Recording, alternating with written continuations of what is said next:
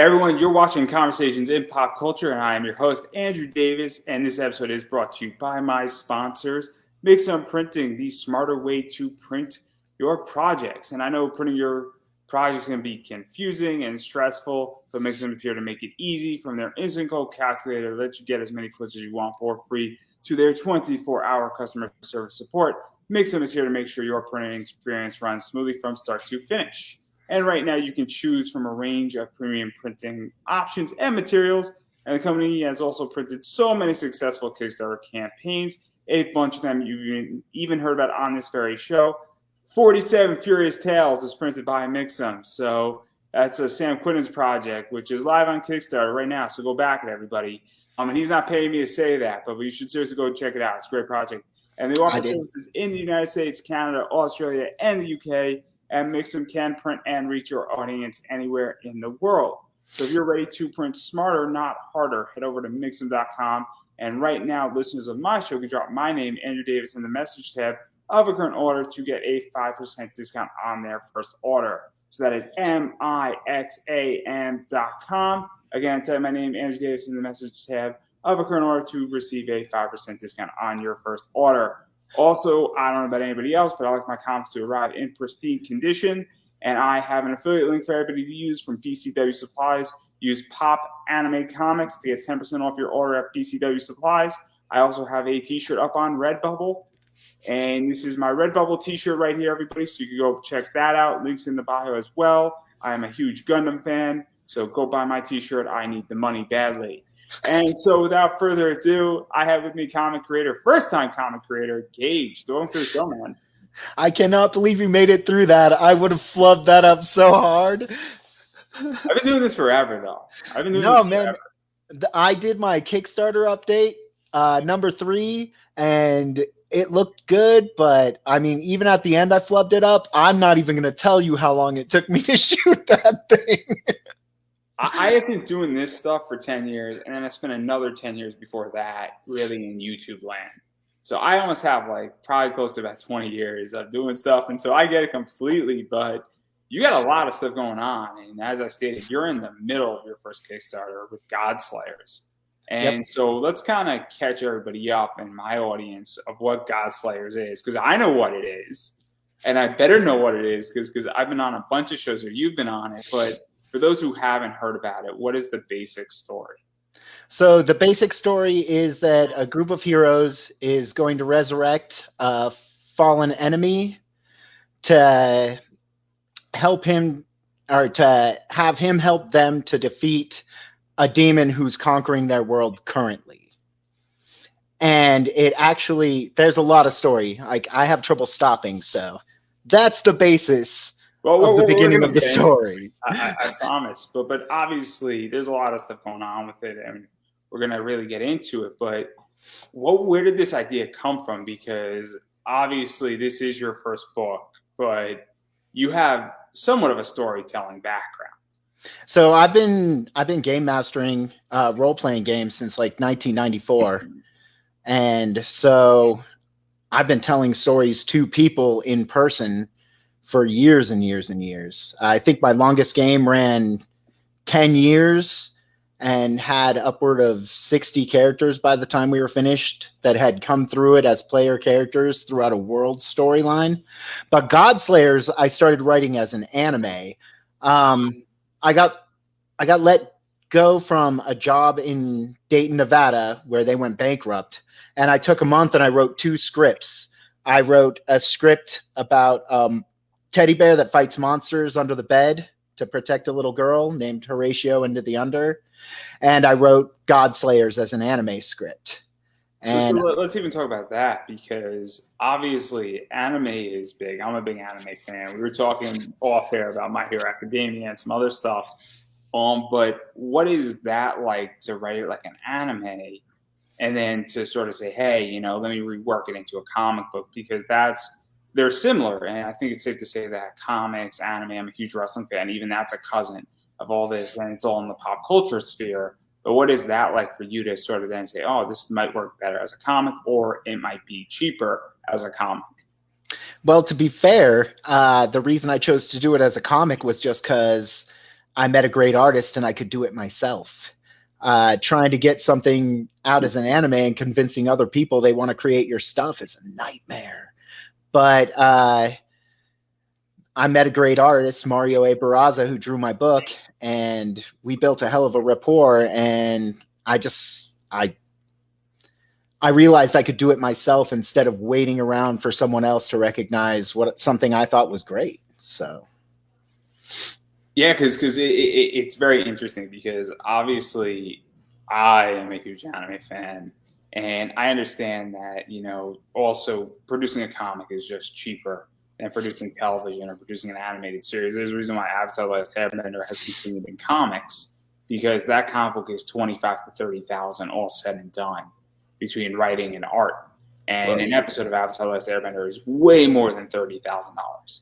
Easy. Legend of Korra is way more than 30K. And so it's just also, I would imagine that factored into it as well. And just time as well, because it doesn't take years to produce, an anime. It doesn't take years to produce a comic. It could take years to produce an anime. I didn't even think about that. To be honest, it was more a matter of I put it out there in the world and I didn't get any responses at all. And so you basically just said, I'll do it myself, and I don't really know what I'm doing.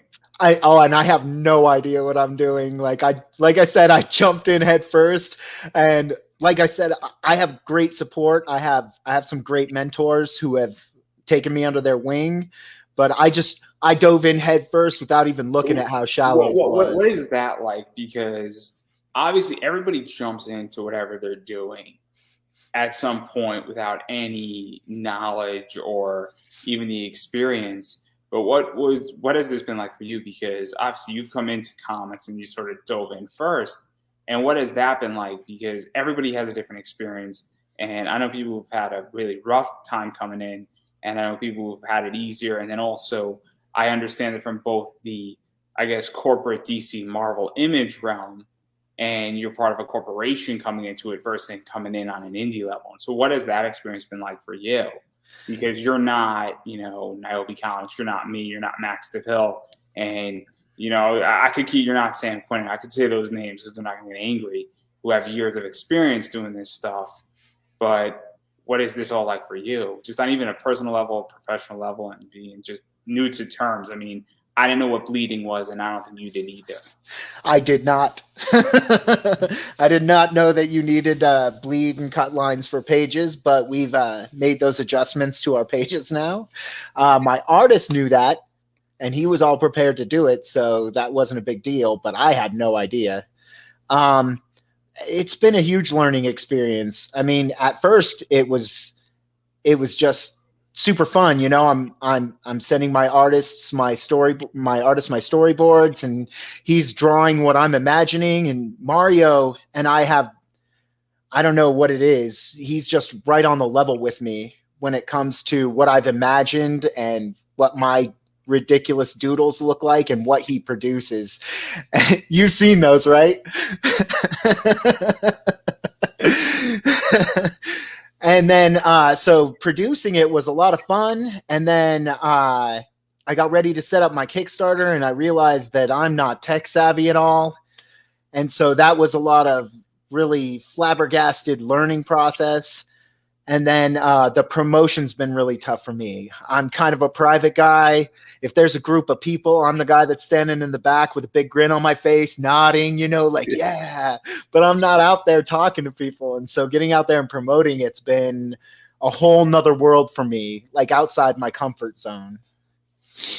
Yeah, perfect. I love to promote, and I'm the worst at getting on comic shows, in which that, but there's reasons for that as well, where a lot of times people in the comic realm don't want to talk about the business side of things, and I haven't produced the comic book, and so it doesn't work. But I'm on a bunch of financial shows. I'm at least on one a week, which is always cool, and I do like talking about money, and I'm very much addicted to money. So, hey, there could be worse addictions. I suppose that's true. So for me, when it started, like I had in my mind, oh, this is going to be great. I'm going to produce a comic. I'm going to go on Kickstarter. I'm going to sell people a comic, and it's going to be done. and it has been nothing like that. I I love working with Mario, and producing a comic was great. Starting a Kickstarter, I found out that I didn't have You're enough knowledge to learning. know what I'm doing. You're learning that there's a difference between producing a comic, telling a story, and getting the art. And then there's the technical side, which really isn't that complicated. What I mean by technical is bleeding a page, making sure you have the proper page, making sure you have the proper page weight, making sure it's the correct file, and how all that works. And then the other side of it is all the promotion, all the letting people know you exist, all of Selling it. that. Yep. And that's a whole different ball game. And it's very, very complicated. I don't think people actually talk about this and really dive into that whole concept of what this stuff looks like. And actually, how do you get somebody to buy something from you? And also, how far does your name go? How far does your reputation go? What distribution channels do you have? Who's actually useful in your network? And who's actually going to help you sell a book? And that stuff's all complicated. And I feel like nobody in comics talks about this. And I think it's a real problem. And people, I don't think, appreciate interviews. I think people don't appreciate a lot of things that go into it. I mean, I promoted like crazy during my campaign, and I barely made it. I did 114% of my goal, which I'm happy about, but it was a tough to the end, and it was a squeezer. And so I don't think people really talk about this and fully come into it, because I didn't know what to expect either when I did my campaign. And now moving forward, I know exactly what to expect the next time if I come back ever. And so this is why I'm so curious, because my experience could be similar to yours, being a first-time Kickstarter creator. Well, I mean, so we've hit a little over 1,800 so far. I have 45 backers, and I really appreciate the people who've come out to support it. But I went into this. I paid for everything up front. Like all my art, I paid for everything up front. My covers are all paid for. My art's all paid for. All my Kickstarter's covering is hopefully producing episode 2, because we're already getting ready to start working on that. Fulfillment and shipping, and then if we meet stretch goals, buying T-shirts, because that'd be awesome. But really, I had no idea of the business side. I really thought it was going to be a 3-step process, and luckily I had some people to be like, hey man, like, people aren't just going to be able to find it. What is it like? There's no like treasure map that leads to your Kickstarter. Like, you got to go tell them it's there. And no matter how uncomfortable it makes me, I want to be successful. So I'm out there doing it. It's very complicated. Media is complicated, and people, and you know this, and I got no problem stating it.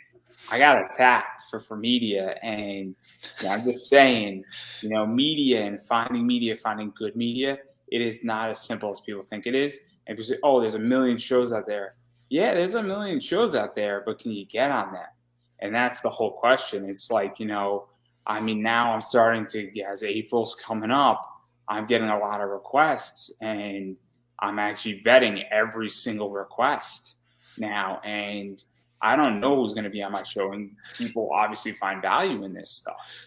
Well, and I also have the failing that I'm not very tech savvy. Like, I missed a chance at an open mic yesterday just because I couldn't figure out how to request to be on it.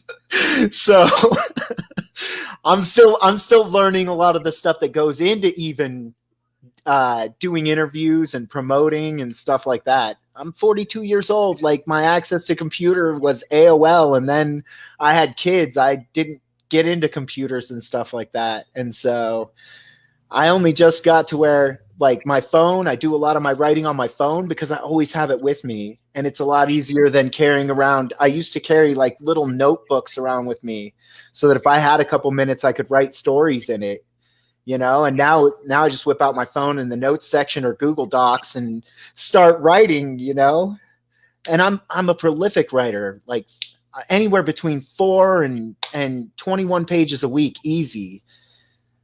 Every little chance I get, I'm writing something. So, and I know in 4 and 21 is a lot, but it depends on how busy I am. That's a big stretch, but Generally, I write between 10 and 15 pages a week on average of just anything from role-playing storyline to work from my books, you know?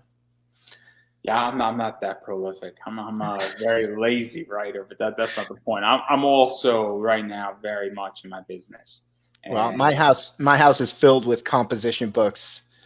Like, that's another reason the phone came in. My wife was like, "You're not allowed any more of those. There's a stack of composition books over there. There's a stack of composition books over there. There's a stack of composition books over there." She's like, "No more composition books.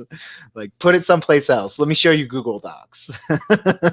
I mean, I love technology, and I am super lazy, and I love my Mac, and I love my Xbox, and I'm very good at technology because it's my best friend, and it's also my sworn enemy. But that's not the point here. But I do want to dive actually into the story for those who are watching and checking this out and seeing it. There's a lot of stuff going on, and there's a big backstory that sort of is, I think, predicated on your book. And you sort of tease it a little bit where basically for a while this world had this guy in it, and then he was sort of, I guess, wanted to kill a bunch of gods, for lack of a better word, and then he was imprisoned for a while, and then he was somewhat freed in this creature called the demon or God Slayer. So And then, what happens yeah, is, explain it. okay, so there was a being called the God Slayer, and the God Slayer was a kitsune who was just massive size and carried the God Slayer sword. And he went around slaughtering 8 of the 9 gods in this world. And in a final battle with him, they managed to kill the kitsune, only to find out that this whole time he's been possessed by a demon, the Yama King of Betrayal, Mastema. And instead of ending this war in the moment when they strike down the God Slayer, they release this demon that's been possessing him, who just continues the rampage. So let's even talk about that, because that is fascinating. The fact That's pre-story and not actually in my book, though. but it sets the tone of it in a It lot of ways, does. and this is something that's very interesting. Where a lot of times, and you read a lot of comics, I read a lot of comics, you've seen a lot of anime and video games, and sometimes the backstory is just like 3 paragraphs, but it sets the entire tone for that story. And this is sort of the backdrop where clearly this demon now is free and has been progressively gaining in power and making things worse. And obviously, this demon is still around, and now that's kind of what sets things up. So, what was this like, really creating this backdrop? Because it does raise the stakes, it sets the tone, and it also says, hey, this enemy's been around for a while, and this enemy is intelligent and has gained power, intelligence, and has evolved with the world. Because now it actually makes it that there's a real challenge for these heroes that are trying to oppose this demon. Well, one of the main challenges that they're finding is actually wielding the weapon they think can slay him. So as a Yama King, he's equivalent with the gods that were destroyed in the first place. And the only reason they could destroy the god that he could destroy the gods was this sword. And so they need a way to wield it, but they believe that only the Godslayer could do that, and he's been dead for years. And so before they can even get started fighting this guy, they need to bring him back. Yeah, because and this is what makes it so interesting, is that obviously they realize they have a problem, and then they know what the problem is, and then they have to find the solution to eliminate said problem. But the guy's been dead, and they're trying to resurrect him, and I'm presuming that the God Slayer essentially, and this guy who was wielding it is somewhat resurrectability, for lack of a better word, is in enemy territory as well. And so now they're going into enemy territory, and they have to deal with pretty much this demon and all of his minions and all the threats that possess there. And I don't know if you get it. I don't think you get into it in the first book, but I'm presuming there's real threats before they even face this demon lord type. Oh, Creature. Yeah, there will be a lot of threats before they face the Demon Lord. There are some revelations that come up right after the God Slayers resurrected. I mean, there's revelations in the first book, like they're going to the tomb of the God Slayer, and not everyone who's in the party knows why they're going. Dust is kind of a secretive guy because he doesn't know how his plans are going to get around, who's watching, that kind of stuff. And they're dealing with the Yama King of Betrayal. You know, Mastema, his place in the Thousand Hells was as the Yama King of Betrayal. So the idea that his plan is out there and that a demon whose sole basis is betrayal is floating around out there, he's not always forthcoming with exactly what he's doing. And so let's even talk about Dust.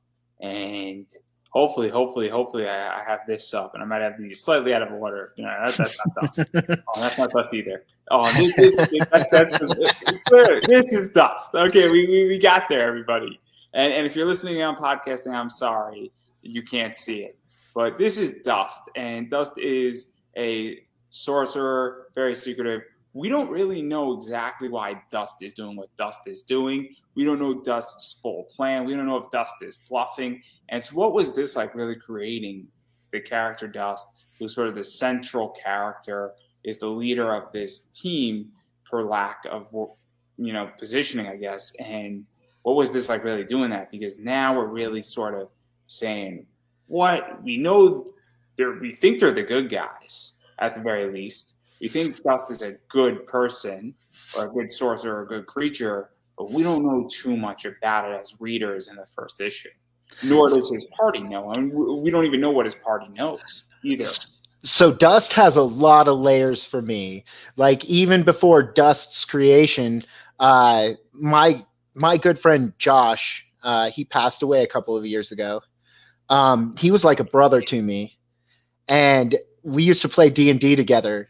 And he was dead set that necromancers could be good guys. So Dust is a sanguine sorcerer. That's my name for him. But he's a necromancer. He can raise the dead. On a couple of different levels, he can do this. And we used to argue because D&D says necromancers are bad. And he used to be like, nope, necromancers can be good.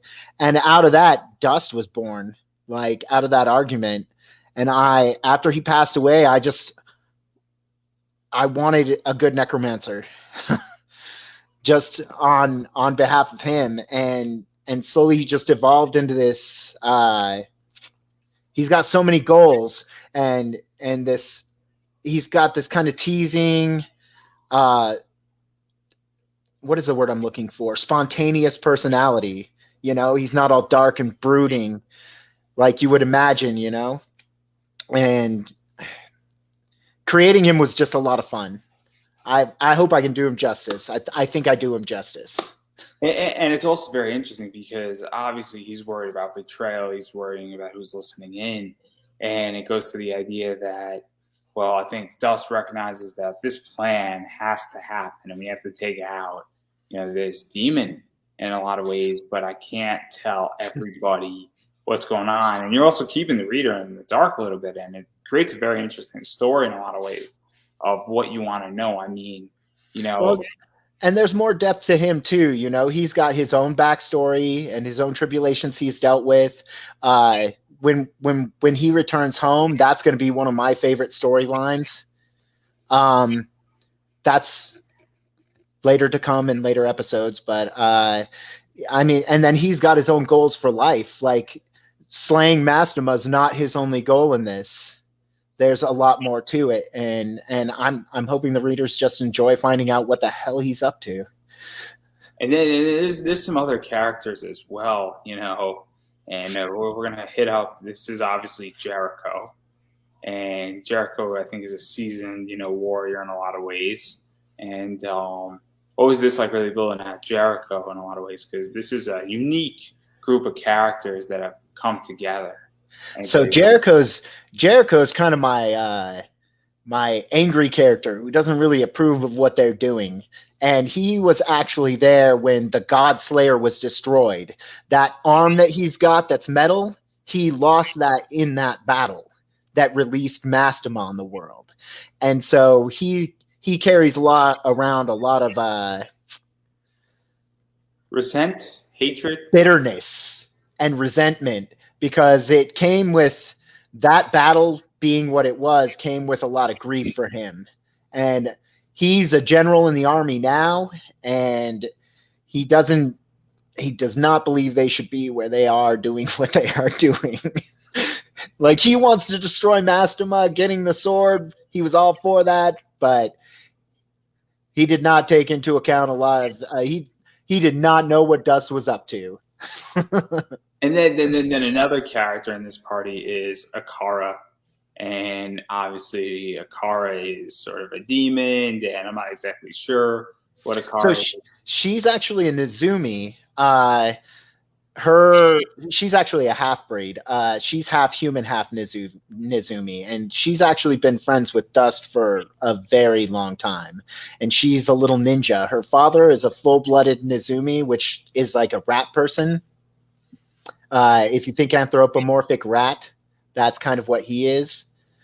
And then her I don't know how much I want to get into her backstory, because hers is great. But her mom took pity on her father after some stuff happened, and they wound up together. And Akara is the offspring, and she's Dust's most trusted confidant. And we just learned that even she doesn't always know what that guy is up to. And then the final member is obviously Bella, and this is another character that's just fascinating and adds another layer to the party. Yeah, Bella's great. Bella is madly in love with Dust. The main reason she's there is because she loves him, and he could pretty much convince her of anything. Jericho thinks that the only reason that they're there is because she loves Dust, and he could pretty much convince her of anything. But she's there to slay Mastema. I mean, his goal to go after Mastema is a driving force, but she's really there for him. And it's really interesting because it's very much rooted in D&D, this entire story and where they're going. And obviously, in episode 1, you're even going down the episode versus issue position, which also sort of tips it off a little bit and sort of views it as installments and almost like a series. It's kind of like an anime, episode 1, 2, 3, 4, 5. And it's very much almost like a chapter book, this as well. And that was me hearkening back to the fact that Godslayers was originally written to be an anime. And so it's very much in that vibe and that nature. And so it's very interesting because it's different than other comics, that are out there, where it's got that more, I guess, E4, E5 vibe to it and all that stuff. And what is that like? Because it definitely, what I read is in that style. I'm not a big D&D player, so I could be completely talking out of my ass. I have no problem admitting that. If you want to hear something crazy, man, like, I've read D&D books, but I haven't played a lot of D&D. Like, I like using them for reference for stories and stuff like that, but I've probably played in 3 D&D games because I don't game master it. And so I love the powers. I love the classes. I love the races. I love the idea of D&D, but it's just not something I've ever run myself. My brother played it a lot, and before he passed, that was his subject of choice, his subject du jour. My role-playing experiences have all been in White Wolf stuff. Like Vampire the Masquerade and Werewolf the Apocalypse and Changeling the Dreaming. About this. Yes. Hold on, check this out. Right within reach right now. Changeling the Dreaming. This is the game we've been playing, and I have like my own homebrewed system that I've been running for years, because the character sheet on that is so small that if you gain any experience, your characters level up so fast that they're just too powerful. And so I have like a custom character sheet that's expanded our time to play, and we run year-long games. I think my last game ran 2.5 years, and that's one of the shortest games we ran.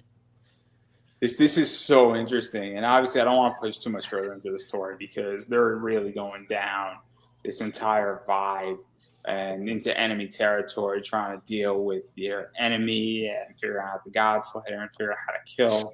Oh man, and they have so much left to figure out. So much left to figure out. Like they're still learning what's going on. Yeah, and there's a lot of stuff coming in and out and all that stuff. And obviously, we did speak a little bit about inside baseball. And I do want to get paid today, so I'm going to play an ad. I got no problem with doing that, everybody.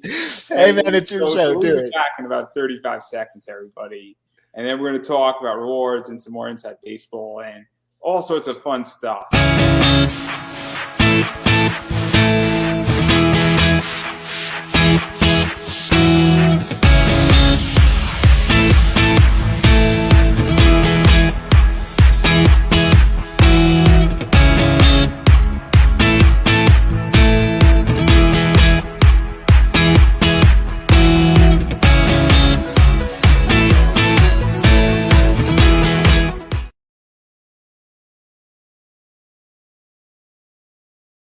And we're back, and obviously I got paid, so I'm thrilled. I got no problem admitting it's all about ads are all about making money and to keep this show alive. So if you'd like to support this show and you want to buy ads, just know it goes right back into the show, everybody. And that's the second ad of the night. Technically the third, but that's not the point here. We don't keep score anymore. But obviously, I do want to dive a little bit into inside baseball with you because you were speaking about it at the start of the interview, but you're coming into all this stuff, and it's sort of been a very interesting eye-opener for you as well into everything, and even how you can improve your Kickstarter and for your second episode and your third episode, and even just how to do things. So what is that? I had to improve my Kickstarter for this episode because my first rendition of the Kickstarter, I wish I had sent you the pictures of it because I still have them, but they were like, clip art and Google Docs, and you could barely read it. And that was a huge learning experience for me. And like I said, I'm lucky. I have some good mentors, and they took a look at my Kickstarter and were like, here's what you need, man. Like, here's what we got to change. Here's what'll sell books. Here's what you can do just to make it easier for the people you want to support your book, And I keep saying this on interviews. I'm of the mindset that if you want to be successful, you listen to successful people. And so I listened, and I went back and I revamped the hell out of that thing. And I think now it looks 100 times better than the first time I did it. Yeah, I believe that too, to a degree. And I also believe, though, that you have to vet information as well. Where one of the things that I learned is that sometimes people tell you not to do something. And I've had plenty of experiences where people are like, you're crazy for investing in said stock. And turns out that I was more right than wrong. And so sometimes it also depends on where people have gone and also understanding what you're doing and what you're trying to do and all sorts of stuff. And it gets tricky. And so definitely I'm of the mindset where I read a lot of people who are done what I want to do and have gone into the direction I want to do and I've adapted things, but I'll say, what can I also do physically? What is actually logical? And I look at my ROIs. But that's neither here nor there. It is important, though, to listen to people and copy what people are doing because Kickstarter is not that complicated. It really isn't. It is the first time you touch it, but I mean, I'm the first person to say that on my Kickstarter, and I was on Tom's interview maybe 2 weeks ago, and we were speaking on one of his shows, and he was just sort of shooting randomly. And I said, look, there's a million things I would do better on my Kickstarter. Undeniably, if I ever come back and do another one or I do one for comics, a million things I would do differently. A million different rewards, a million different ideas, also networking, also gearing up, where if I do one for season 4, I'm going to start planning it in October. And because you could get approval, I think, for like 120 days to like 6 months out.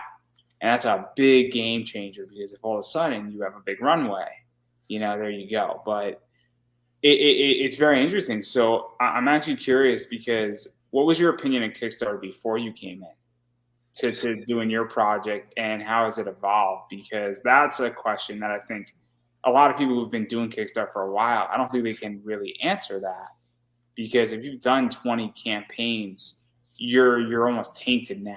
in a lot of ways to answer that question. Versus if you back 10 and then you just ran your first one, it obviously has to change the 10 that you backed. So for me, I've been backing Kickstarters for a while. Creating one was just a whole nother world for me because, like I said, I'm not really familiar with technology. Now that I've kind of learned it, it almost feels intuitive. Like it's much easier now that I kind of know what it is.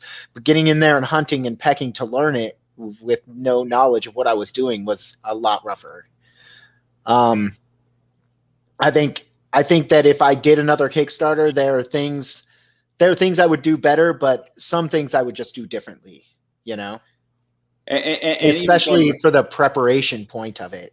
Because really, I prepped my stuff in a week as best I could with the knowledge I had at that time and threw it up and launched it. And I really wish that I'd taken the time to not only talk to some people who were more familiar with Kickstarter before I launched, so that I could have had a better Kickstarter page right from launch. But just to familiarize myself with, go ahead. I'm sorry. Oh no! I was even another thing out there, and the idea of even just the promotion side and what to expect, because there's the actual campaign, and the way I view it is the engine, and I use the analogy where your Kickstarter is sort of the engine that's moving the car, but the car has to look nice. Oh no! I think that the Kickstarter's the paint job. And the engine is the promotion. If you're not out there revving that engine and promoting that book, it's just sitting there. It's just sitting there.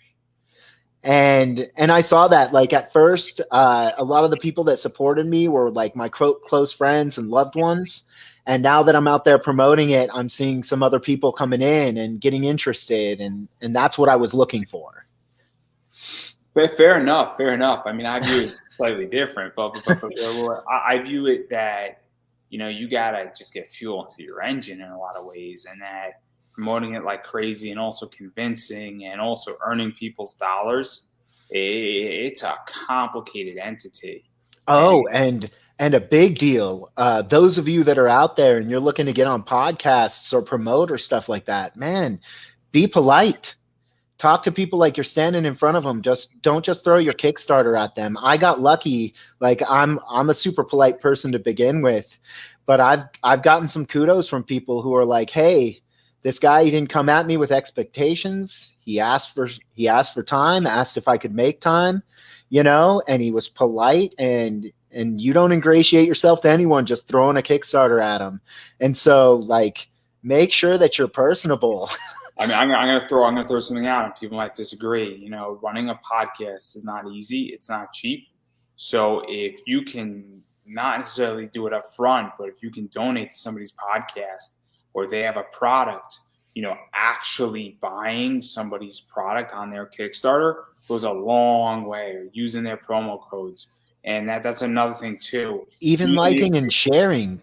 Yeah, I mean, you guys are out there on the front lines sharing our stuff. It's the idea that, I'm going to be very honest, if somebody can use my BCW supplies code, that goes a long way. And maybe you're spending an extra $3, but you're using my code. I get printing is a different beast. And if you like Mixam, great. If you're looking for a new printer, awesome. But I get it why people use their printers when they use them. I don't expect somebody to be like, oh, well, interrupt me on the show, I'm going to change my printing. I don't expect that, but I do expect that, hey, if I got a metal card in my eBay store for $12 and you've been on my show 10 times, buy my fucking metal card. And I know some people in the comics, like indie comics, have been dealing with drama, and they deal with some harsh stuff. I've gotten lucky. My experience has been really supportive and really positive. And I'm excited about that. You don't know anybody who's dealt with drama. I've kind of heard about it over there, but I haven't run into it yet. I've been really lucky on that aspect so far. So we don't know anybody who's dealt with drama. Just what's drama? Oh God, no. Clearly. But by the way, I know you keep seeing me scooting around. I'm trying to get myself at a better angle, and I'm just on this beanbag. So, and so all I'm saying, and I'm gonna keep saying, is that you gotta support indie. And seriously, if people have like affiliate links, sponsorships, anything of that nature, use my codes, guys, because that money does come back into my project, and it is massively, massively appreciated. But I digress right there, because I do want to talk about rewards with you, because that's something that I think is super interesting. So obviously, there's the digital stuff, and that's pretty basic. And if you don't want to pay for shipping, or you're in a country where shipping is hard, or you just want to dip your toe in the water and you're like, hey, I don't know if this is good, but for a little bit of money, I'm willing to take the risk. That is kind of what a digital copy is for. But then we get into sort of some of the fun stuff where... And I appreciate those guys supporting for a digital copy too, because I just want you guys to hear my story. Like, I'm a storyteller. That's what I'm looking forward to, is people reading my story. Mm-hmm. And look, it's complicated with digital, because I want to back projects from Canada. Getting a book from Canada is a pain in the ass.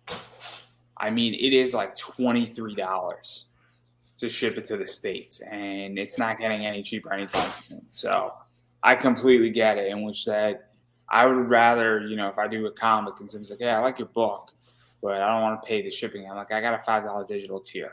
Because guess what? That's an email away. Well, and I'm one of those people, when I support, it's something I really want, so I'll pay what it takes to get it. Well, there's a whole debate that might happen later this month, and I might invite you on for that debate, because you have a different opposition than I do, but that's not the point here. But obviously, we have this tier, which is the Akara tier, which is basically the physical book, just cover A without necessarily any of the stretch goals. It's cheaper and it works that way.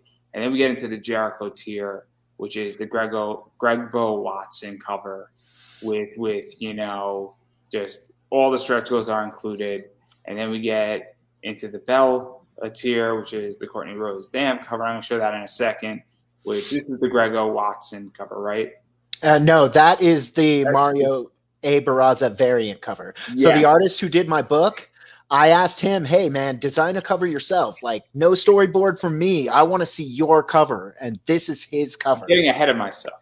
Yes. this is his cover. Yes, that's the dust tier. That's Greg Bo Watson's cover. Yes. I mixed it up, okay? And then this is the Courtney Rose Dam. And just to let you know, Gwenaëlle Dallegalt, I think I just butchered her name, Gwen. She colored both of those and did a gorgeous job. And both of those covers came out magnificently. They're beautiful. And then obviously this is, obviously Mario's cover A.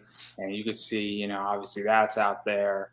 And so that's something that's also $20. We just want Mario's cover. And so that's his variant cover. So we have his main cover, which is that's the variant cover. Yes. And then his main cover is the one that's them standing as a group. And you kind of get a feel for the characters in that one, I think. I love his variant cover, though. It totally reminds me of an 80s action movie poster. I love that cover because of that. And then there's some other stuff, too, where there's almost like a complete package that has a blank cover in there. And I'm actually curious, do you have add-ons in your campaign? Yep. And so is the blank available as an add-on? Because I know some people love blanks. I'm pretty sure it is. I would have to double check, but I'm pretty sure it is. Because some people don't want to go spend $80 for a blank cover. Yeah, well, I mean, the $80 isn't just the blank cover. That's all the covers. So that's 5 books right there. That's the main cover. That's the Greg Bo Watson cover. That's the Courtney Rose cover. That's the Mario variant and the blank cover. And, of course, the stretch goals. And so, obviously, there's all that stuff out there. And then also you have a bunch of stretch goals out there as well. And this is interesting. So, obviously, you have this. Those are so cute.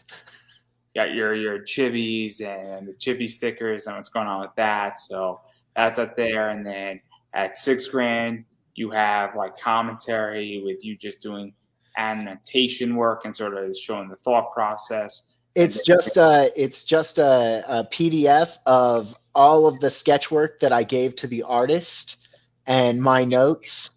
and I kind of want to add some pages. Right now, that's just the sketch work and my notes, like the storyboarding and what I said to my artist. Of course, with the reference, because we took references off the internet and we don't own that. And so I replaced any of the references we used with Mario's artwork that shows what we came up with from it. But I kind of want to add some stuff to the end of it, you know, because my idea was just to kind of show people what our process was to create a comic. But I want to add some stuff in there that was a surprise for me after the comic, you know, just some notes like you said, grab, show, and then, oh man, I have it in my notes. Hook, story, yes, offer. Hook, story, offer. There we go. And I have like a whole notes section of just stuff that I learned from mentors that I'd like to share with people if they're looking to create this stuff too. And so I might add a couple of pages at the end there that are just some author's notes to help people out who are getting started. Yeah, no, it's fascinating. Promotion is a whole different ballgame, and I could go on. I legitimately could teach you so much on a master class, and I think the great part about that author's gallery though is that it's my drawings. You know, it's just my hilarious, weird silhouette guy doodles and smiling monsters as they're getting beaten up and stick figures. and then the final stretch goal, or one of the final stretch goals, is also T-shirts. And yeah, what prompted that? Because that's a huge undertaking in a lot of ways, where printing somebody's T-shirts and then doing T-shirts. You kind of stalled out, man.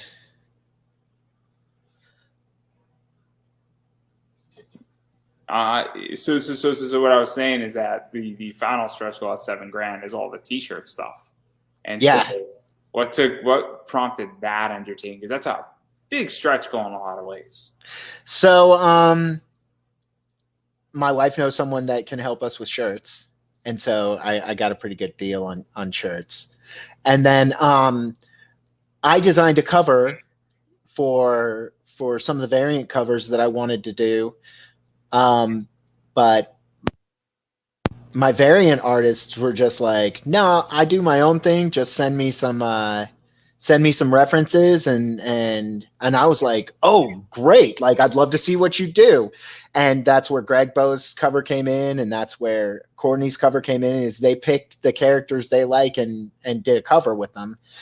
And then I still had this reference, and when Mario was doing his variant cover, he started doing the rough line work for the cover I had designed, and I was like, no, man, like I want something that's all you, but I still had that rough line work. And when we were done, I was like, let's just ink that thing and I'll put a shirt up there, because I think that would make an awesome Godslayers t-shirt. Yeah, no, it's interesting that you know, I haven't seen a shirt as a stretch goal. I've seen a lot of things as stretch goals. Like, I've seen cover gallery books as stretch goals. I've seen extra books as stretch goals. I've seen, you know, the first 50 backers get 2 copies of a book, and maybe your first you get a copy of a book, and that reminds me somebody owes me a bunch of books. You know, I expect it because I interviewed him, and anybody in the know knows exactly who I'm referring to. Well, you're right. It is a huge undertaking, because I mean, just to meet our funding at the median book price in there, it'd take 200 backers. And so to get to that stretch goal, that's a lot of shirts. That's a lot of shirts. It's complicated, which I didn't get the stretch goals in my campaign, but I get my stretch goals digital, and if I produce a comic, I actually like to keep things as lean as possible. And I'm not a big tchotchke guy. I'm not a big, you know, and I also believe in developing things that also further fit into my eBay business. And so I am like Mr. Anti-Kickstarter.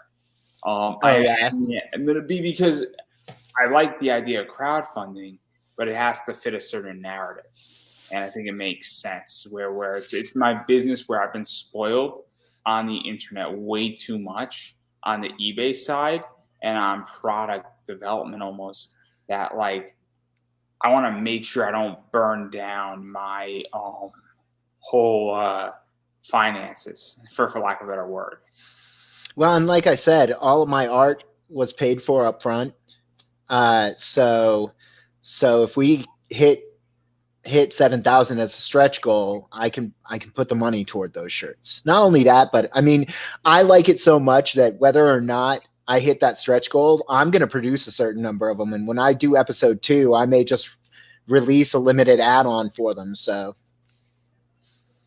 fair enough. I preferred to utilize no capital, and I use Redbubble, and you could order my shirt right now, and I get a little commission off of it, and I am ultra thrilled about it. So you can take that route too. But I digress right there. But I do want to actually back out of your project and talk a little bit about the whole business of comics a little bit. And I'm curious your take on it, because obviously you've backed a lot of Kickstarters, and I don't know how many Kickstarters you've backed. Just curiosity. I 20 some, I think. So probably not as many as most people. 35 I backed. So I'm relatively new, but I'm also very selective now. And there's a lot of reasons. Obviously, money in my world is tighter. I have other things where my money's going to, saving up to hopefully buy a house in the next year and a half. I'm obviously investing in the stock market. I'm keeping money for a rainy day. Things are not exactly pleasant in the U.S. with inflation. And so I'm very selective, and a project really has to say, hey, I really like it, because there's a lot of stuff like Comixology is $6.37 if I want to just read comics in general. And also when you're interviewing a lot of people have to send you free books digitally to read. So that also helps. So I'm curious where you view Kickstarter going, because the platform's great. And I think the platform's growing, but also things have shifted financially, and even the way Kickstarter was intended for use has shifted and evolved. And comics is always an evolving form in a lot of ways. And I'm curious, being that you're a new creator and you're not, for lack of a word, jaded or in the machine too far. To be fair, I never really thought about anything like that. That's fine. That's fine. Yeah, I'm not a. I don't want to say I'm not a big thinker like that, because that just makes. But my business mind is more focused on just trying to succeed in my moment than in the future. I'll ask you another question then on that. And so obviously we've seen, rising tides with Kickstarter, and then we've seen lower tides with Kickstarter. And I'm curious where you even view the idea of obviously big names coming into Kickstarter, becoming more mainstream. There's like a $25 million campaign going on Kickstarter. I mean, I backed the Avatar: The Last Airbender role-playing game, and those guys were not expecting it, but they made $11 million off of that. I think that Kickstarter's there for people to fund their stuff. If people want to fund it, it's just, I mean, that's supply and demand, man, as far as I'm concerned. Oh, sorry. Clearly, the comic community spoke, and you're not thrilled. Oh man! All right, Andrew aside, I have a list. Is it an Excel sheet? Language. And I will definitely get myself a Chris Jericho clipboard, and I will definitely get a pen out so you made the list, and we will go from there. But I digress right there. I think Kickstarter should be used for what it is, and who the person doing it shouldn't matter. Like, I don't care if you have $1 billion and you're doing Kickstarter, or if you have $3 and you're doing Kickstarter. That's what it's there for. And the more successful you are, the more it's just a proof that the product you're selling is something people want. And I apologize, I don't mean anything, but. It's all good. It's all good. No. But I mean, this is where people come with dreams, and that's the American way. If you come there with a dream and you make $25 million, I mean, my whole thing with Kickstarter is that there are three things that are going on. So I use Kickstarter in two ways, where I wanted to kickstart my season 3 of my podcast. I wanted to reduce my costs, and I wanted, a little bit of financial gain because it helped made it work. I also was a pre-order form. It was an order form. It was a way for me to actually cipher out bad guests. Because if somebody's dropping me $20, $25 to be on my show, chances are they believe in it, or they're like, hey, I want to support you, or you have something that's beneficial. And, in a lot of ways, money does cipher out bad guests. When you pay to sit at a restaurant, you're not necessarily paying just for the food. You're paying for the space. To be there, you're paying to be waited on. You're paying for somebody to clean the table after you so you don't have to clean it. And that's the whole point of a restaurant, right? And so, one of the things that I think is, and then also people use it as a business model, like you're kickstarting your project where it's covering some of the costs, and it's a half pre-order, half Kickstart play. You're not having the book, and you're not at the stage where you already have seed money to go.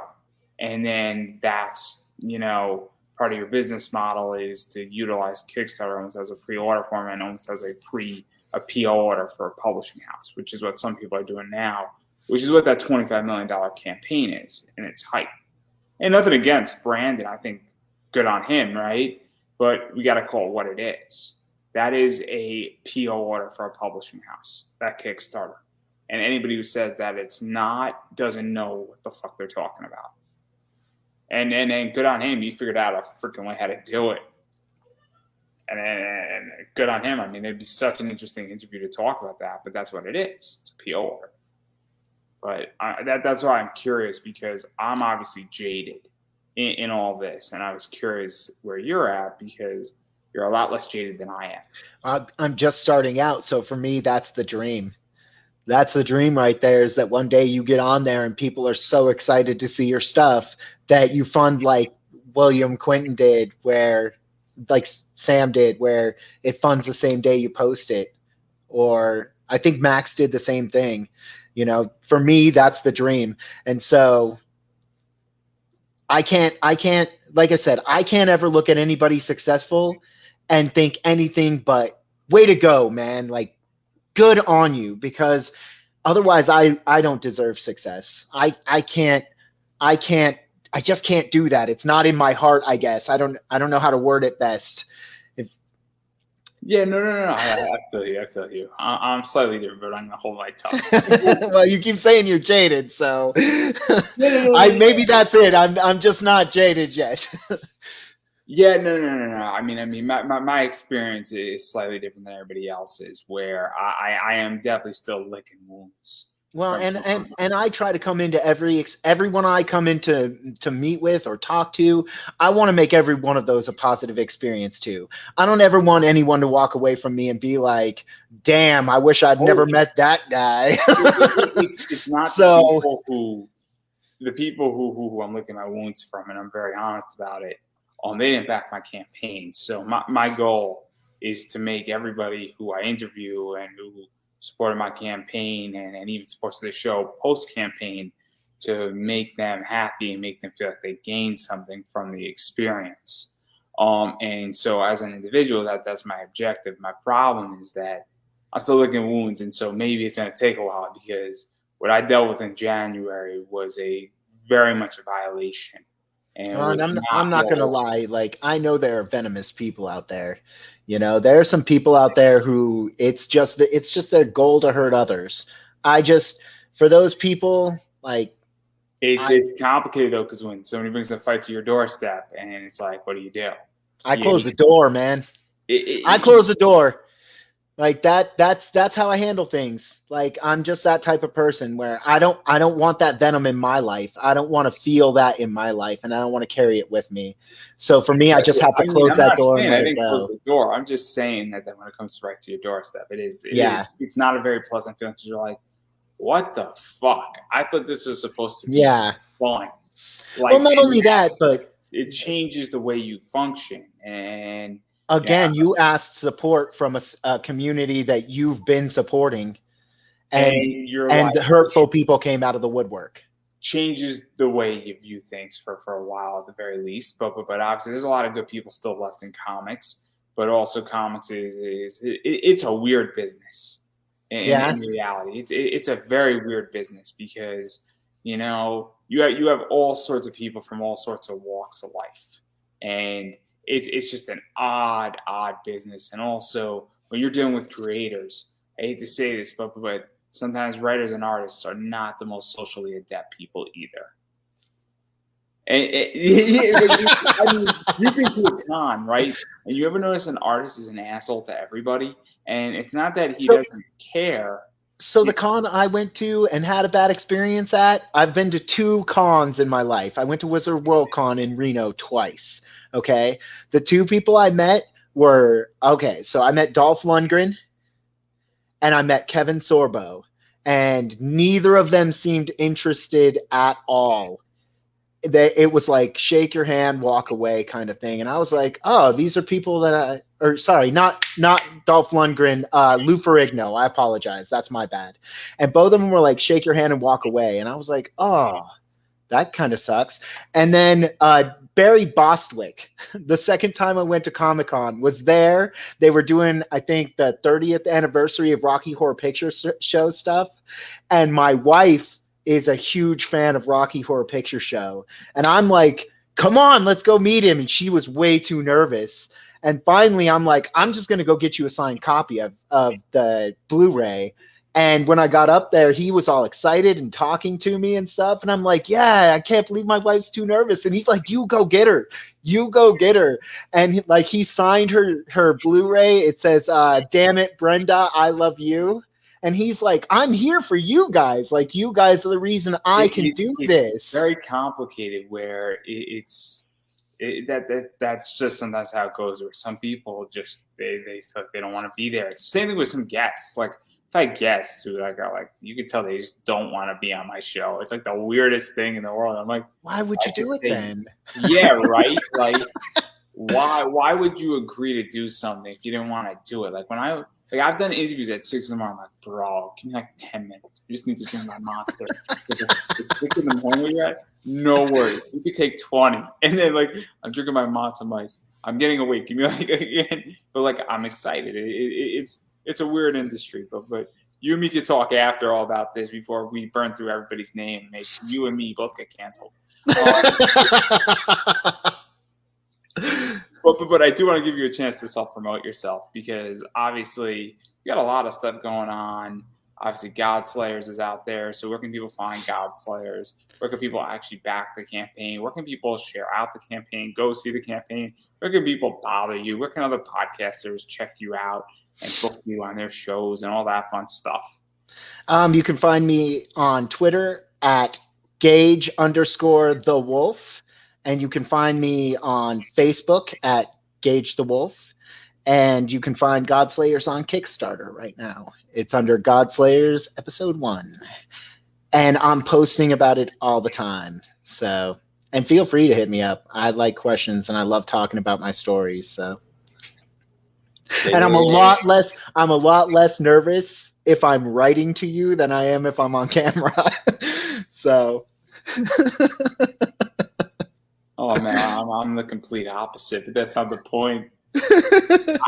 I am always nervous when I'm shooting out an email because I don't know what's going to happen next. But that's just me. If we're on camera, we're just doing an interview. I'm like, oh, cool, let's do it. But for me, and I'm going to keep saying it, you have to support indie comics, and what that means is you actually have to back Kickstarters. So if somebody's got a Kickstarter going on, you got to back it. Whether you get a digital copy, you get a physical copy, you get whatever package they're offering. It goes a long, long way. And so that's what you got to do. And let's say that money's tight or it's not a cup of tea. You could still share it out on Twitter, Facebook, Instagram, TikTok. You can make a YouTube video about it. And that also helps as well. Or just tell somebody or send it to somebody, because if something is not your cup of tea, but you know somebody who it is, then maybe they'll back it and maybe they'll check it out. And you never know. And that goes a long way in a lot of people's books. And people remember that. Or, obviously, if a creator has another project on their website, maybe you want to buy that instead, and that helps to indirectly support the current project. So that's something to keep in mind as well. Oh yeah, what were we saying? You were saying earlier what I support on Kickstarter, and I support. If I believe in a person, I'll support their work. But a lot of times, if it catches my eye, I really love the artwork, or I love the way it's set up, then I'll back something. And I just missed a project, Prison Witch, that I wish I'd have caught in time because the artwork in it was gorgeous. Man. Did you know who Pat Chan is? I don't. Pat Chan is a legendary Zenescope writer. Oh, okay. Pat Chan's been doing this game for a long time. The art in it was gorgeous, and I didn't see it in time to actually catch it. Oh man, you don't watch my show enough. That's the problem. That's not true. That's not fair, Andrew. Yeah. I'm just getting started in this stuff. I've been watching a lot more shows. About me, because I am a show for myself, and I love to pump myself. One of the things is that obviously, I'm indie too, so I appreciate anybody who supports my podcast and supports what I'm doing here, supports the live stream. It's coming into podcast format. Same name, Conversations in Pop Culture. So soon enough, the first season of this show, if you missed the first season, it's going to be on iTunes, which is going to be super cool, on Spotify and everywhere else where you listen to your podcasts. But seriously, use my promo codes. Obviously, if you need printing, Mixum is a great printer. If you need comic supplies, BCW supplies, 10% off Pop Anime Comics. Buy my t-shirt. Check out my eBay store, Pop Anime Comics Collectibles. I got a lot of cool merch. I just ordered metal cards, and I am actually not showing the 50 metal card, limited 50 that is out there, but it's my artistic digital work of me playing around in some cool software. So it's a really cool metal card, and it's only 50 of them out there, so it's going to be a cool one to have. And then also this bad boy of DJ is going to be up there as well. And if you're in Philly, and hopefully I'm going to get them in soon, you could actually get it from him as well, and he might sign it for you. And he's becoming a big cosplay star, everybody. So check that out when I have them in. I'll be linking that up here. Yeah, and also I just like money. Buy me a coffee. So if you want to give me money, you give me money there too. Again, I take donations because it does go a long way. And while I do have sponsors, running a show is not cheap. So I appreciate that as well. If you would like to advertise on this show, there's a way to do that through Buy Me a Coffee, or you could DM me on Twitter, Facebook, email me at andrewedavis@hotmail.com. Yes, I have a Hotmail address. It is the greatest email address on the planet. Or you could find me elsewhere, Pop Anime Comics, Facebook, it's all good. If you're interested in that. And so that's kind of everything about me. And yeah, just give me money, guys. I'm broke and I'm working my ass off. So I think that's one of the first things I said to you too when we started exchanging information was, hey, you're the only other guy I know that still has a Hotmail. Hey, it works. I mean, Outlook is not bad, and it works. I have 80,000 emails. I've had mine since 1995. The same one. 1995, I mean, man. It's a business email. It's Andrew E. Davis. I'm not gonna go change it and then start new and be like, here's my Google address, guys. It's because it doesn't sound as good. So, but I digress. So anyway, I'm gonna give you the final word. My name is Nathan Johns. I'm the creator of Godslayers. Check it out on Kickstarter. Yeah, I couldn't have said that any better because my name is not Nathan Johns. So on that note, that's a wrap, everybody.